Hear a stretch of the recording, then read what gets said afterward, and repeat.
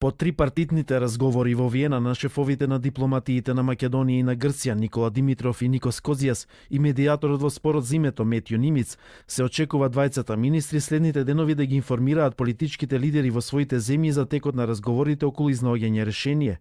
Има некаков прогрес во решавањето на спорот, објавуваат дел од грчките медиуми, констатирајќи дека клучно затина е име за севкупна употреба ерга омнес и ревизија на уставот на соседната земја.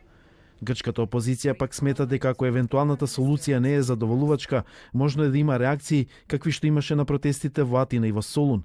Процесот на решение за името е во деликатна фаза и шпекулациите се штетни, порача шефот на македонската дипломатија Димитров. Можам да кажам дека направивме условен прогрес, условен напредок, бидејќи како одиме напред, така доаѓаме и до тешките прашања.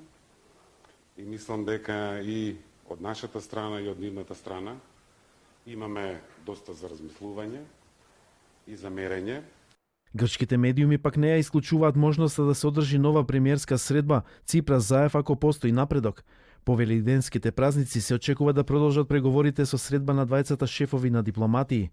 Вчера телевизиите Sky и Антена објавија дека Атина наводно направила отстапки во преговорите во однос на името, односно отстапила од барањето името да биде на македонски јазик во еден збор слеано и непреведено, а за возврат барала името да биде ерга омнес и да има промена на уставот, посебно во членот 49.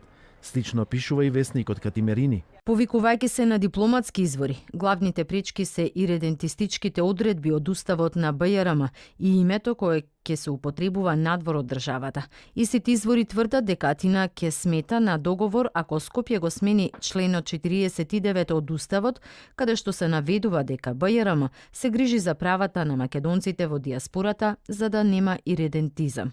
А според резултатите од истражувањата спроведени од Фондацијата за надворешна политика Елија Меп, над 71% од грците не прифаќаат сложено име со вклучен термин Македонија.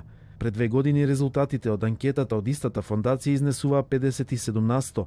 Сепак, според представници на фондацијата, е важно да се има предвид временскиот период на истражувањето, бидејќи тоа било спроведено во период на интензивни консултации веднаш по протестите во Солун и во Атина.